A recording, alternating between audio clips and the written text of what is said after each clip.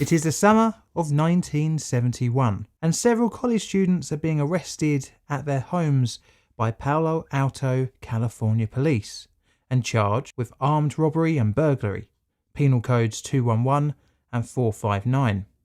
Although none of these men had previously committed a crime, college students getting arrested is not a unique thing. Slightly out of the ordinary, the men had a good idea this would be happening, and stranger still, the whole event is being filmed. All of this, although odd, could feasibly happen, but the whole pantomime has a strangely fake feeling about it. Maybe the alleged criminals are more hardened than their records would suggest. No passers-by would know this, but all of the men are being paid to be arrested, but not by some organised crime group, but instead by university. What is actually happening is the beginning of one of the most controversial and well-known psychological studies. The experiment's orchestrator would have to end the study short, as the participants would take things beyond what he expected. Today we're looking at the Stanford prison experiment, and I'm going to give my rating for this one at the end of the video. Let's see what you think.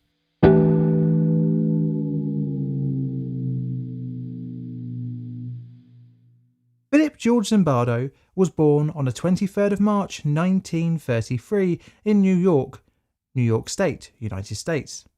In his early years he suffered discrimination due to his Italian ancestry and was quite often carelessly mistaken for a multitude of other ethnic backgrounds. The young Zimbardo, like many other people covered in this series, used this all too common human behaviour as a spark for his interest in psychology. In the early 1950s, he attended Brooklyn College, graduating with a BA, boasting 3 majors in psychology, sociology, and anthropology. The next year, he went on to earn an MA, and by 1959 had also earned a PhD, both from Yale in psychology. Zimbardo briefly stayed on at Yale to teach psychology from 1959 to 1960. Whilst there, he married Rose Abelner and had a son in 1962. But he left Yale when offered a job as a professor at New York University, where he would stay in the role until 1967.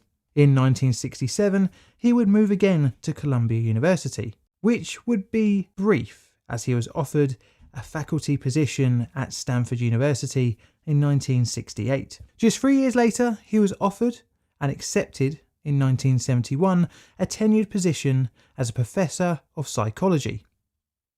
The same year, Zimbardo and Rose would divorce. As a side note, Rose was a very well accomplished academic in her own right, specialising in English literature. And this rather quickly brings us onto the experiment that would write Zimbardo's name in history. Zimbardo was interested in how the US prison system had seemed to foster a pure hatred between prisoners and guards. Was the explanation for this purely down to the nature of the people involved? For example, are the conditions bad because criminals are bad, or because the administrators are likely to be harsh? In reality, it is probably impossible to know, and it feels like a chicken and egg situation, as if a prisoner breaks the rules, then the rules are made tougher, leading to more prisoners breaking the rules. Naturally, both sides of the bars would distrust one another, which can create a downward spiral. One thing that is true today as it was in the 1970s is such high recidivism rates. Purely by the nature of being a prisoner, you become isolated from society. And this isn't unique to the US. We have very much the same situation here in the UK. But what if you can eliminate the deep-rooted hatred between those in cells and those with the keys? And this is where Zimbardo comes in, as can you get rid of this hatred by using a randomly selected group of people who are neither guards or prisoners, and by splitting these random people up into the different roles. You've essentially created a prison scene without the natural distrust between the administrators of the law and the breakers of the law. Zimbardo managed to secure financing for the experiment from the US Office of the Navy. The Navy wanted to understand antisocial behaviour and by extension wanted to investigate conflict between military guards and prisoners. His experiment would involve university students playing the roles of guards and prisoners for a princely sum of $15 per day. Zimbardo would be the research team leader and would in 1997, in a Stanford University News interview, say, "I wondered, along with my research associates, Craig, Curtis and Carlo, what would happen if we aggregated all of these processes, making some subjects feel de-invigilated, others dehumanized within the anonymous environment in the same experimental setting, and where we could carefully document the process over time." To find his subjects, Zimbardo put out this advert in the Help Wanted section of the Palo Alto Times. Male college students needed for a psychological study of prison life. $15 per day for 1 to 2 weeks, beginning August 14th. For further information and applications, come to room 248, Jordan Hall, Stanford University. 75 men would answer the ad, and after interviews and suitability screening, which set out to exclude anyone with a criminal record, mental health condition, or any other medical issues, 24 from the initial 75 would be selected. The group was predominantly white and middle class and had no apparent health, aggression, or legal issues in their life. In order to try and keep the results scientific, each participant was randomly given one of 2 roles, prisoner or guard. In total, 9 were in each group, with 3 substitutes. The group labelled as prisoners were told that they would not experience physical abuse, but would lose their civil liberties for between 1 and 2 weeks. Little else was given to them in terms of what would be expected of them, only that they would be contacted by telephone to be at their residence on a given Sunday for the experiment to begin. The guards had a little more guidance before the experiment, as they would be issued uniforms and equipment on the day before the commencement of the study. The equipment given to them consisted of a generic law enforcement inspired uniform, mirrored glasses to prevent the prisoners from making eye contact, as well as wooden batons. On the orientation day, the guards were introduced to Zimbardo, who would be acting as the superintendent, and an undergraduate research assistant who would play the role of the warden. They were told that their assigned task was to maintain a reasonable degree of order, to allow the prison to function properly, but weren't told how they could achieve this. They were told to be prepared for any unexpected incident, such as escape attempts, and they would have to write a daily shift report on guard and prisoner activities, as well as critical incident reports on any out of the ordinary event. During this time, they were told they would be responsible for the administration of meals, work, and recreational activities of the prisoners. The guards believed that the experiment was solely to see how the prisoners would act, but actually Zimbardo's team were equally interested in their approach to the prison experience, and as such, they were given deliberately vague instructions on their conduct. And to finally help immerse the guards further, they helped on the day before the study in completing the construction of the prison. Now the participants were chosen, somewhere had to be built for them to play out their new assigned roles. The university allowed Zimbardo's research team to use a part of the basement of the Stanford Psychological Department's Jordan Hall.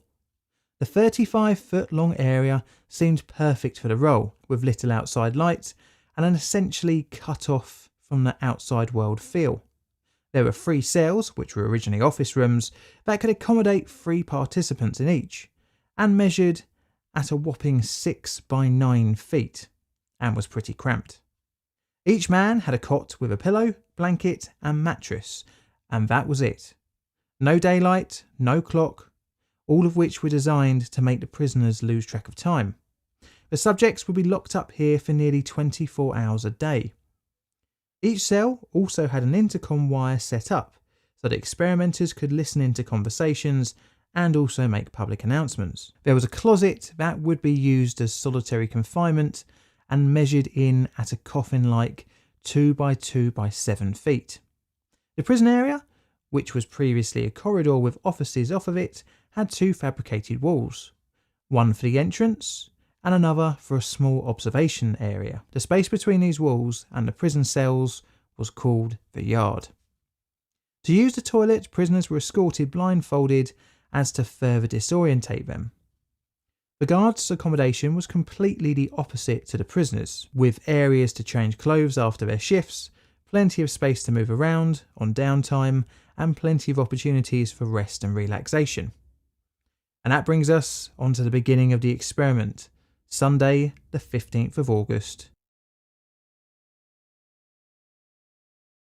A Palo Alto police car pulls up outside a residence. A young man is taken outside, searched, handcuffed, given their rights, and put into the back of a vehicle. Onlookers stop to see the unfolding drama, and this same scene would play out for 8 more people. The 9 men are taken to the police station where they are fingerprinted, have their details taken down, have a police file opened on them, and placed in a holding cell. Pretty much the standard for an alleged criminal, although after a short while, each of the men are blindfolded and bundled into the back of a car and driven to the Stanford mock prison. Once arriving in the prison, each prisoner was stripped, sprayed with deodorant, which was standing in for a delousing spray, and made to stand naked in the yard for some time before being given a prisoner's uniform. From there, they were photographed for a mugshot and given an identification number. After this, the prisoner was shown to their cell and locked away, and in the process being told to remain silent. When everyone was onboarded to their new home for the next 2 weeks, the warden went to introduce themselves and read each of the men the rules of the prison, which had been created by the guards the day before. The prison rules and their ID number had to be memorised and would be asked 3 times a day during roll call, once for each guard shift. The prisoners were only to be identified by their number. This was a further effort to depersonalise each inmate. Every day, the prisoners were scheduled for work time to earn their $15 per day, and were also allowed some exercise. On top of this, 2 visit periods were allowed per week. But these rules would be modified and degrade over the course of the study. Data during the study would be collected by Zimbardo's team in a number of ways: filming the whole study, audio recordings from hidden microphones, rating scales taken of both guards and prisoners, and before the whole experiment, all participants undertook a series of paper and pencil personality tests. Back to the first day. After their interaction with the warden and tasked with memorising the rules, the prisoners were left in their cells to settle in for the night. But that night would not be a quiet one when the first count was to be undertaken. At 2:30 a.m, the prisoners were rudely awakened by the guards. Needless to say, this didn't go down well. The prisoners were at this point still trying to assert their independence, and thus didn't take the count too seriously. Many of the prisoners refused to leave their cells, ripped off their inmate number ID tags, took off their stocking caps, and insulted the guards. But now unexpected rebellion spilled into the morning shift. By now the prisoners had barricaded the cells with their cots. The morning guards, frustrated with the rebellion in the early hours of the second day, called up the reserve guards who were at home and insisted on the night personnel to stay on. In a surprising ramping up of violence, the guards decided to use a fire extinguisher on the prisoners in their cells to try and quell the rebellion. Further still, the guards removed all of the prisoners' clothes, removed mattresses, and sentenced the main instigators to time in the hole. The rebellion was quashed, but clearly the guards had a problem. All 9 couldn't be there all the time, so how to effectively manage the inmates' behaviour? And one person suggested psychological methods. On the Monday night, in less than 36 hours after the experiment had begun, Zimbardo was forced to release one of the prisoners due to them showing signs of a mental breakdown. Before the release, the prisoner was treated with skepticism and was offered a place as an informant in exchange of improved conditions. But he refused and was thus released. One of the 3 cells was to be used as a privileged cell. The 3 prisoners least involved in the rebellion were also given special treatment. They got their uniforms and their beds back and were allowed to wash and brush their teeth, but the other prisoners were not. On top of this, they were also allowed to eat special food in front of the others. All of this was intended to break the solidarity of the prisoners. After half a day of this, the 3 privileged prisoners were returned to the remaining inmate population. This also sowed doubt amongst the other prisoners as to whether the privileged 3 were actually informers. The prisoners were not allowed to use the toilet after lights out, and instead were provided a bucket to relieve themselves. On day 3, the Tuesday, a visit was allowed from friends and family. In order to reduce the risk of complaints from the outside world, the prisoners were cleaned, shaved and fed. Furthermore, their cells were also thoroughly cleaned. To immerse the families in the experiment, they had to register, were made to wait half an hour, and were told only 2 visitors were allowed to see each prisoner. The total visiting time was also cut to only 10 minutes and was undertaken under surveillance of a guard. Before any family members could enter the visiting area, they had to discuss their son's case with the warden. Many of the prisoners complained about the rules, but were seeming to comply. Interestingly, the family members, rather than straight up complaining at their loved one's tired and dishevelled look, actually looked to improve the situation by appealing to the superintendent. One mother said, "I'm sorry, I don't want to make any trouble, but he just seems so tired," after Zimbardo asked her what the problem was with her son. After visiting hours, a rumour had started to spread that prisoner 8612, the one that was released on the Monday, was actually only pretending that he was suffering in the prison, and that he was planning to return to do a mass breakout. Zimbardo's team, bizarrely now fully invested in the prison themselves, decided to place a new prisoner in the cell that 8612 had occupied. And this person was actually an informer. The study lead then went to Palo Alto Police Department and asked if he could have all the prisoners transferred to their jail.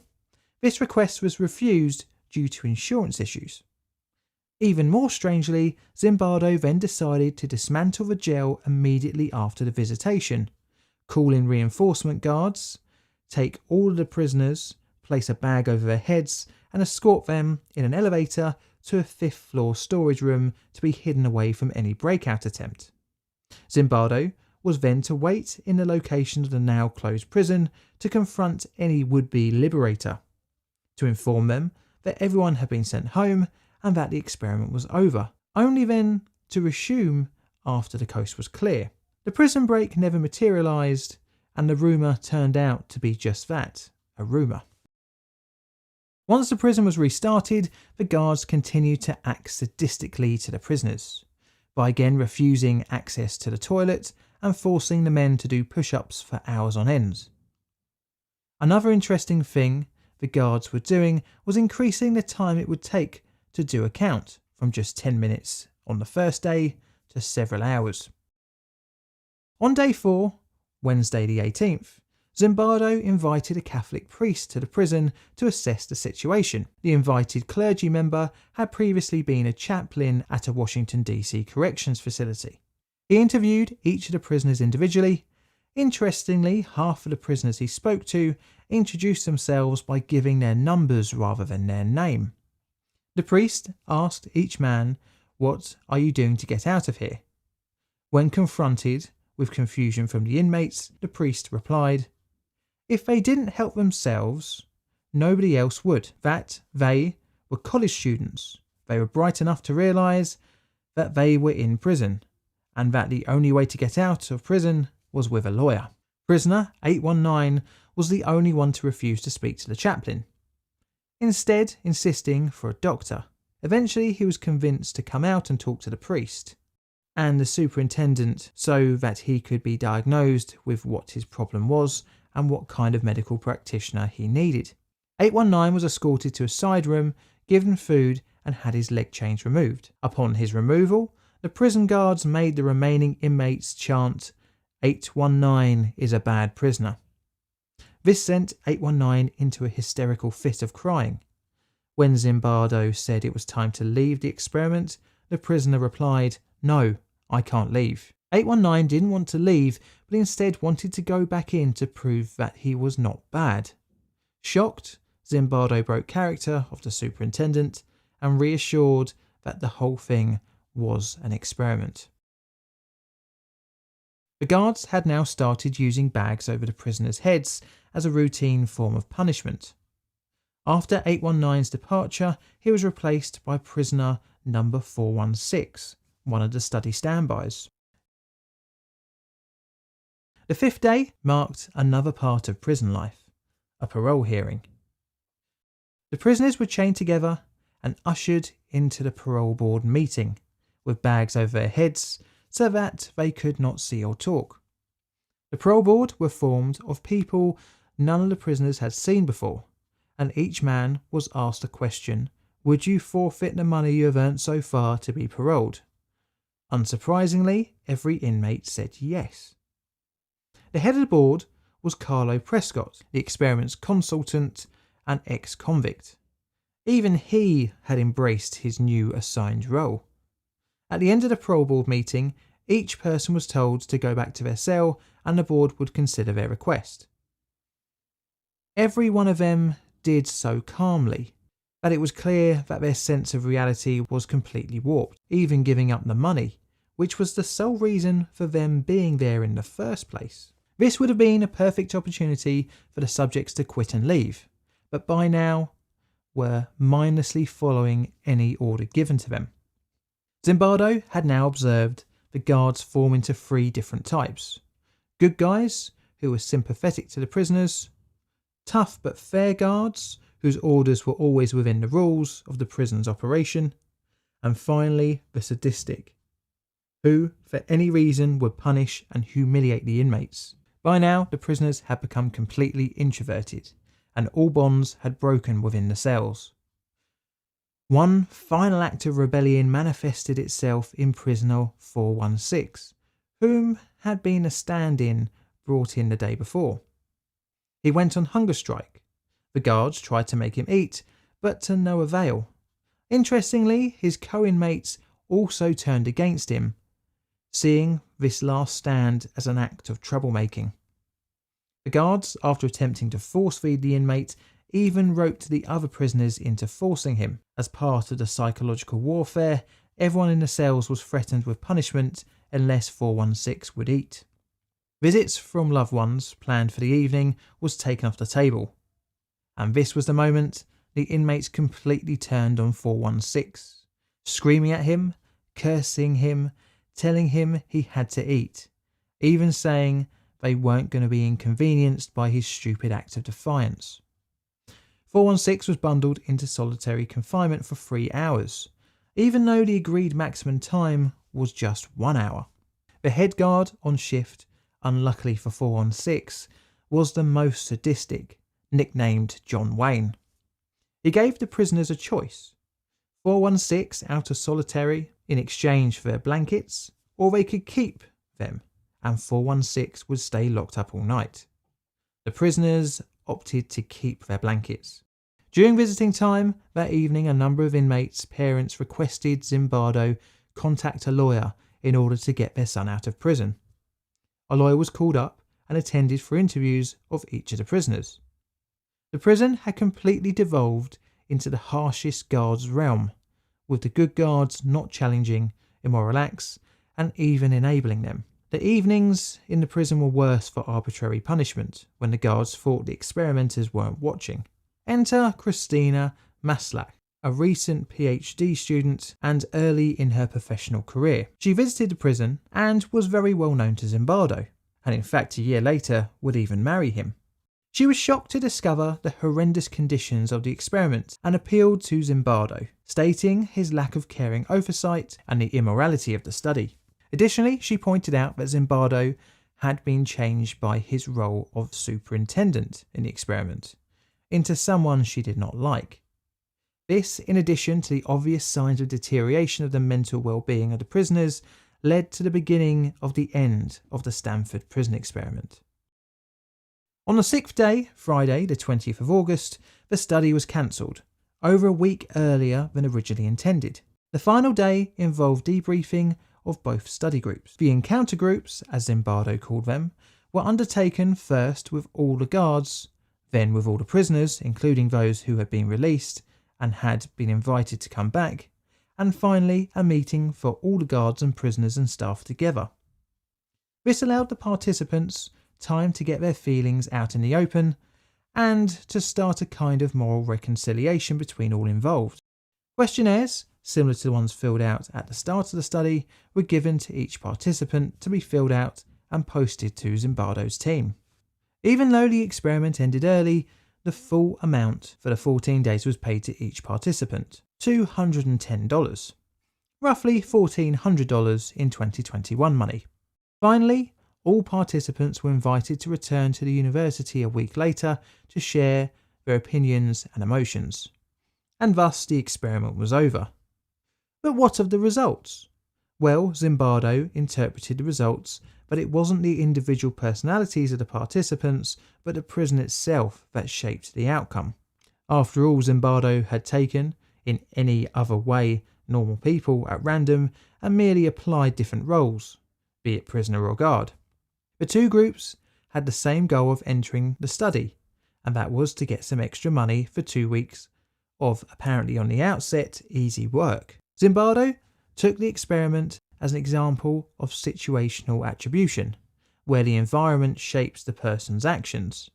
He compared the prison experiment to that of Stanley Milgram's study 10 years earlier, where the perceived authority of a scientist resulted in study participants administering a potentially deadly electric shock to another person. Although personality was thought not to be the reason for the way the prison experiment played out, Zimbardo did concede that the individual did affect certain outcomes, such as individual level of rebelliousness of the prisoners and the level of cruelty shown by the guards. The experiment almost immediately invited criticism for the ethical way it was conducted, exposing the prisoners to a high risk of psychological injury.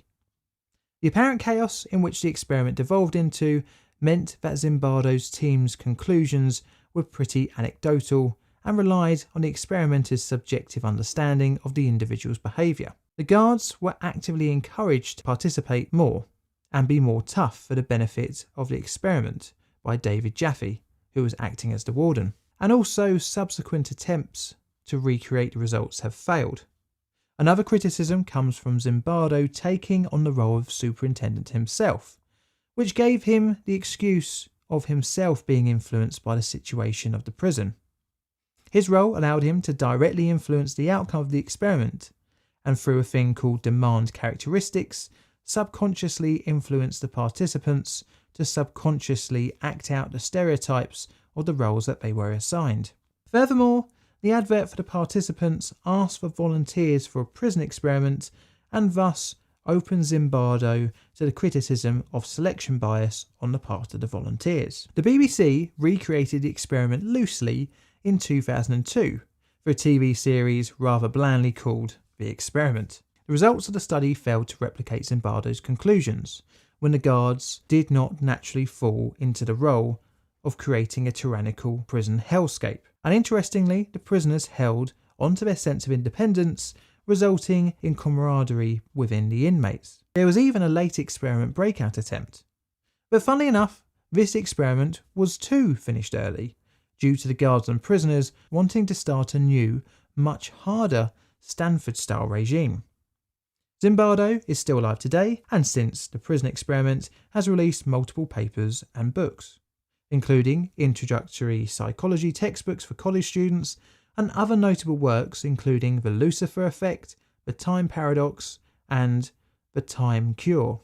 Reportedly, none of the subjects had any adverse effects due to the experiment, apart from the time actually spent in the Stanford County Jail. Now, where would you rate this subject on my ethical scale, 1 being all okay and 9 being pure evil? I'm going to rate this prison experiment a 6. This is mainly due to the questionable results and uncomfortable living conditions of the prisoners, even though there were no apparent long-term effects on its subjects. This is a Plainly Foot production. All videos on the channel are Creative Commons Attribution Share Alike licensed. Plainly Foot videos are produced by me, John, in a currently grim, wet and windy southeastern corner of London, UK. Help the channel grow by liking, commenting and subscribing, and check out my Twitter for all sorts of photos and odds and sods, as well as hints on future videos.